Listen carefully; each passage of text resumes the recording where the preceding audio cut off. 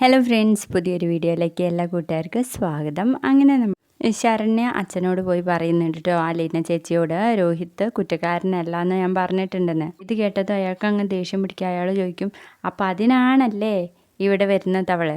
നാളെ ഇങ്ങോട്ട് വരട്ടെ, ഞാൻ കാണിച്ചു കൊടുക്കുന്നുണ്ട്, കേസ് അട്ടിമറിക്കാൻ നോക്കുന്നോ എന്നൊക്കെ ചോദിക്കുമ്പോൾ ശരണ്യ പറഞ്ഞു കൊടുക്കുന്നുണ്ട്, എന്തിനാ അച്ഛാ നിരപരാധിയെ ഇങ്ങനെ ശിക്ഷിക്കുന്നേ? ബാക്കി 3 പേരല്ലേ എന്നെ ഉപദ്രവിച്ചെന്നൊക്കെ ചോദിക്കുമ്പോൾ, നീ അതിനെക്കുറിച്ചൊന്നും ചിന്തിക്കണ്ട, പോലീസുകാരൻ പറഞ്ഞതല്ലേ ഇവനെ കൂടി ഉൾപ്പെടുത്തിയ കേസിനൊരു ബലം കിട്ടുമെന്ന്. അപ്പൊ അതുപോലെ അങ്ങ് ചെയ്താൽ മതി, നീ ഇങ്ങോട്ടൊന്നും പറയാൻ നിൽക്കണ്ട എന്ന് പറയുമ്പോൾ ശരണ്യ വീണ്ടും പറയുന്നുണ്ട് കേട്ടോ, എന്താ വെച്ചാ നന്നാവാൻ സമ്മതിക്കത്തില്ലേന്ന്. നിന്നോട് ഇനി ആരെന്ത് ചോദിച്ചാലും ഈ 4 പേര് തന്നെയാണ് നിന്നെ പീഡിപ്പിച്ചെന്ന് പറഞ്ഞേക്കണം എന്നും പറഞ്ഞ് ശരണ്യയുടെ അച്ഛൻ അവിടുന്ന് എണീറ്റ് പോവാണ് കേട്ടോ.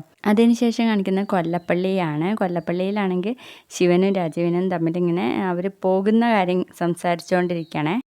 അപ്പോൾ ശിവൻ്റെ ലീവൊക്കെ കഴിഞ്ഞിരിക്കുകയാണ്. അപ്പോൾ ഏട്ടന് പോവാനായില്ലേ, ഇവിടെ തന്നെ നിന്നാൽ മതിയോ എന്ന് ചോദിക്കുകയാണ് രാജീവൻ കേട്ടോ. അപ്പോൾ ഇവിടുത്തെ കേസും കൂട്ടൊക്കെ നോക്കി നടന്നാൽ എൻ്റെ പണി അങ്ങ് പോയത് തന്നെ, വേഗം തിരിച്ചു പോകണം എന്ന് ശിവൻ പറയുമ്പോഴേക്കും കമല അങ്ങോട്ടേക്ക് വരും. കമല പറയും, ശിവേട്ടൻ ഇവിടുന്ന് പോയാൽ എങ്ങനെയാ? ഹരിയുടെ കാര്യം നോക്കാൻ ഇവിടെ ആരുമില്ല, അവനുമാണെങ്കിൽ അവൻ്റെ ഒരു കൂടപ്പിറപ്പാന്ന് പോലുള്ള ഒരു വിചാരം അവനില്ല എന്നൊക്കെ ഇങ്ങനെ പറഞ്ഞു വരുമ്പോൾ കമലടുത്തിയുടെ ഒരു ആങ്ങള ഉണ്ടല്ലോ, അവരെ കൊണ്ട് ഈ കേസ് നോക്കാൻ വേണ്ടിയിട്ട് പറ എന്ന് പറയുമ്പോൾ കമല പറയും, അങ്ങനെയല്ലല്ലോ, അവന്റെ അച്ഛനും ആങ്ങളെയും ഇവിടെ ഉള്ളപ്പോൾ മറ്റുള്ളവരെ കൊണ്ട് കേസ് നോക്കുന്നത് ശരിയല്ലല്ലോ, അതുകൊണ്ട് ശിവേട്ടൻ അവിടുത്തെ ജോലി ഒഴിവാക്കിയിട്ട് ഇവിടെ വന്ന് നിൽക്ക്, നമുക്ക് ഇവിടെ അങ്ങ് കൂടാം എന്ന് പറയുമ്പോൾ ശിവൻ പറയും, എനിക്ക് ബുദ്ധിമുട്ടുണ്ടായിട്ടല്ല, 2-2.5 ലക്ഷം പൈസ കിട്ടുന്ന സ്ഥലത്ത് നിന്ന് ഇങ്ങോട്ട് വന്നാൽ അതിന്റെ പകുതി പോലും കിട്ടത്തില്ല, പിന്നെ ഇവിടുത്തെ ആ ഒരു ചെലവൊക്കെ കുറച്ചാൽ മതി, ഇവിടുത്തെ ചെലവ് നടത്താൻ 10-25,000 രൂപ ഞാൻ അങ്ങ് തരും, അതുകൊണ്ട് മതിയാകുമോ എന്ന് ചോദിക്കുമ്പോൾ നമ്മുടെ കമല പറയും, അയ്യോ 25,000 രൂപയോ, ഇവിടെ മീൻ വാങ്ങാൻ പോലും തികയില്ലല്ലോ എന്ന്. അതാ പറഞ്ഞത്, ഇവിടെ നിന്ന് കാര്യങ്ങളൊന്നും നടക്കത്തില്ലാന്ന്. എന്ന് പറഞ്ഞാൽ എങ്ങനെയാ? ഹരിയുടെ കാര്യം നോക്കാൻ ഇവിടെ ആരും ഇല്ലല്ലോ, മനു ആണെങ്കിൽ സ്വന്തം കൂടപ്പിറപ്പാന്നുള്ള ഒരു വിചാരം അവനില്ല എന്നൊക്കെ പറയുമ്പോൾ രാജീവൻ പറയും, എനിക്കേതായാലും ഇവിടെ നിൽക്കാൻ സമയം ഇല്ല, പിന്നെ ഞാനിവിടെ നിന്നിട്ടും വലിയ കാര്യമൊന്നുമില്ലല്ലോ എന്ന് പറയുന്നു. എൻ്റെ അഭിപ്രായത്തെ ശിവേട്ടൻ അവിടുത്തെ ജോലിയൊന്നും കളഞ്ഞ് ഇങ്ങോട്ട് വരാൻ നിൽക്കണ്ട, ഇവിടെ തന്നെ എന്തുമാത്രം ചിലവാ, ഇപ്പൊ ഹരിയുടെ കേസിന് വേണ്ടി തന്നെ ഒരുപാട് ക്യാഷ് ചിലവാവുന്നില്ലേ, പോരാത്തതിന് കമലയിടത്തേക്ക് മാസത്തിൽ ഒരുപാട് കല്യാണങ്ങളൊക്കെ വരുന്നതല്ലേ, ഒരു 3 കല്യാണമെങ്കിലും വരില്ലേ എന്ന് ചോദിക്കുമ്പോൾ നമ്മുടെ കമല പറയും, ഒരു 5 കല്യാണമൊക്കെ വന്ന മാസങ്ങളുണ്ടെന്ന്.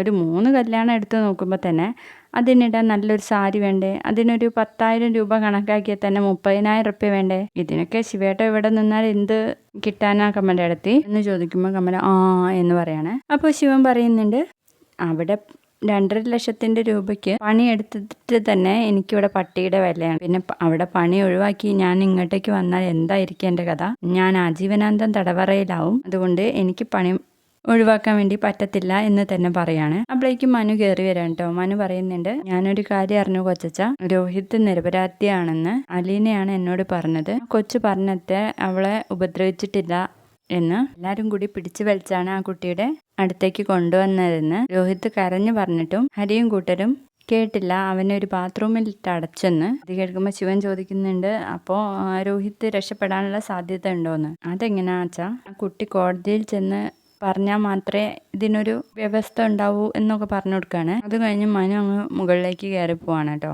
പിന്നെ ശിവനാകെ മൂഡ് ഓഫ് ആണ്, കാരണം രോഹിത് രക്ഷപ്പെട്ട ഹരി മാത്രമായി പോവല്ലോ ആകെപ്പെടുന്നത്. അത് കാണുമ്പോൾ രാജീവൻ ചോദിക്കുന്നുണ്ട്, എന്താ ഒരു മൂഡ് ഓഫ് എന്ന്. ഒന്നുമില്ല എന്ന് പറയുമ്പോൾ എനിക്ക് മനസ്സിലാവും, രോഹിത്തിന്റെ കാര്യല്ലേ, രോഹിത് രക്ഷപ്പെട്ട നമ്മളെ പെങ്ങടെ മോനല്ലേ, അവൻ രക്ഷപ്പെടുന്നതല്ലേ നല്ലത്, ഒരാളെങ്കിലും രക്ഷപ്പെട്ടു എന്ന് കരുതാലോ എന്നൊക്കെ പറയുമ്പോൾ ശിവൻ ഒന്നും മിണ്ടുന്നില്ല കേട്ടോ. അപ്പോഴേക്കും കമല വന്നിട്ട് ഒച്ചപ്പാടുണ്ടാക്കുകയാണ്. അങ്ങനെ ഇപ്പൊ അവൻ രക്ഷപ്പെടണ്ട, രോഹിത് വന്ന് ഹരിയെയും വിളിച്ചുകൊണ്ട് അങ്ങോട്ട് പോയിട്ട് രോഹിത് രക്ഷപ്പെട്ടിട്ടും ഹരി അവിടെ തന്നെ കിടക്കട്ടെന്നോ, ഇത് ഞാൻ ഒരിക്കലും സമ്മതിക്കത്തില്ല എന്നൊക്കെ പറയുമ്പോൾ അങ്ങനെ എല്ലാ കാര്യങ്ങളുടെ സ്ഥിതി എന്ന് എനിക്ക് മനസ്സിലാവും. ആ കുട്ടിയെ വഞ്ചിച്ച് കൊണ്ടുപോയതാ ഹരി എന്നാണല്ലോ ആ കുട്ടി പറഞ്ഞത്. പോരാത്തതിന് അന്ന് അലീനയെ ട്രാപ്പ് ചെയ്യാൻ വേണ്ടിയിട്ട് ഹരിയാണ് രോഹിത്തിനെ വിളിച്ചതെന്ന് പണ്ട് എന്നോട് മനു പറഞ്ഞിട്ടുണ്ടായിരുന്നു. അതൊക്കെ വെച്ച് നോക്കുമ്പോൾ ഹരി തന്നെയാണ് കുറ്റക്കാരൻ എന്ന് പറയുമ്പോൾ നമ്മുടെ കമലയുടെ പത്തി കുറച്ചങ്ങ് താഴെയാണ് കേട്ടോ. എന്നിട്ട് രാജീവന്റെ സ്റ്റാൻഡ് തന്നെ പറയും, നിങ്ങൾക്ക് 2 പേർക്ക് എന്ത് തോന്നിയാലും വേണ്ടില്ല, രോഹിത് നിരപരാധിയാണെങ്കിൽ അവൻ രക്ഷപ്പെട്ടേ പറ്റുള്ളൂ എന്ന് പറയുമ്പോൾ കമല അങ്ങ് ദേഷ്യത്തോടെ പോവാണ് കേട്ടോ ഉള്ളിലേക്ക്. അപ്പോൾ ശിവന്റെ അടുത്ത് പറയുന്നുണ്ട് രാജീവൻ, ശിവേട്ട ഇങ്ങനെ ടെൻഷൻ അടിച്ചിരുന്നിട്ട് ഇനി കാര്യമൊന്നുമില്ല. അലീനയെ ചെന്ന് കണ്ടിട്ട് ഹരിയെ കൂടി രക്ഷിക്കാനുള്ള എന്തെങ്കിലും സ്കോപ്പ് കണ്ടെത്താൻ വേണ്ടിയിട്ട് നോക്ക് എന്ന് പറഞ്ഞിട്ട് രാജീവനും അവിടുന്ന് എണീറ്റ് പോവാണേ. പിന്നീട് കാണിക്കുന്നത് നമ്മുടെ ബാലേന്ദ്രന് ഒരു കപ്പ് ചായയുമായിട്ട് അലീന എത്തുന്നു. അതിന് പിന്നാലെ നമ്മുടെ കൃഷ്ണമോളും വരുന്നുണ്ട് കേട്ടോ. എന്നിട്ട് ചോദിക്കും ഞാൻ സ്കൂളിലോട്ട് പോട്ടേന്ന്. അപ്പോൾ നമ്മുടെ ബാലേന്ദ്രന് അത്ഭുതമാവാൻ കേട്ടോ. എന്നിട്ട് പറയും നിനക്ക് പേടിയില്ലേ, നീ അവിടെ ചെന്നാൽ ആളുകൾ നിന്നെ കളിയാക്കും, നിന്റെ ടീച്ചർമാർക്കൊന്നും അറിയില്ല രോഹിത് നിരപരാധിയാണെന്നുള്ള കാര്യം, നമ്മൾ 3 പേർക്കല്ലേ അറിയത്തുള്ളൂ എന്ന് പറയുമ്പോൾ നമ്മുടെ കൃഷ്ണമോള് പറയും ഇതുവരെ രോഹിത്തേട്ട ഒരു കുറ്റക്കാരനാണെന്നുള്ള തോന്നലാ എന്നെ അങ്ങോട്ടേക്ക് പറഞ്ഞു വിടാതിരുന്നത്. ഇപ്പോൾ രോഹിത്തേട്ടൻ നിരപരാധിയാണല്ലോ, അവരൊക്കെ എന്ത് വേണമെങ്കിലും എന്നെ പറഞ്ഞോട്ടെ, ഞാൻ അത് കേട്ടോളൂ എന്ന് പറയുന്നു. അതൊക്കെ കേൾക്കുമ്പോൾ നമ്മുടെ ബാലേന്ദ്രന് ഭയങ്കര അഭിമാനം തോന്നുകയാണ് കേട്ടോ. അപ്പോൾ ഒരു ഷേക്കൻ്റൊക്കെ കൊടുത്തിട്ട് ഇതാണ് ആത്മാഭിമാനം, നീ പോയി വാ മോളെ എന്ന് പറഞ്ഞിട്ട് നമ്മുടെ കൃഷ്ണമോളെ വിടുകയാണ്. എന്നിട്ട് അലീനയുടെ അടുത്ത് ചോദിക്കും നീയാണോ അവൾക്ക് ധൈര്യം കൊടുത്തതെന്ന്. ഇല്ല ചാ, ഞാൻ അവളോട് പറഞ്ഞു സ്കൂളിൽ പൊക്കോളാൻ വേണ്ടിയിട്ട്. പിന്നെ രോഹിത്തിൻ്റെ കാര്യം പറഞ്ഞു, അത് കേട്ടപ്പോൾ അവൾ തന്നെയാണ് പറഞ്ഞത് ഞാൻ എന്നാൽ സ്കൂളിൽ പൊക്കോട്ടെ എന്ന്, അല്ലാതെ ഞാനൊന്നും ചെയ്തില്ല എന്ന് പറയുമ്പോൾ നമ്മുടെ ബാലേന്ദ്രന് ഭയങ്കരമായിട്ട് സന്തോഷമാവാണ് കേട്ടോ.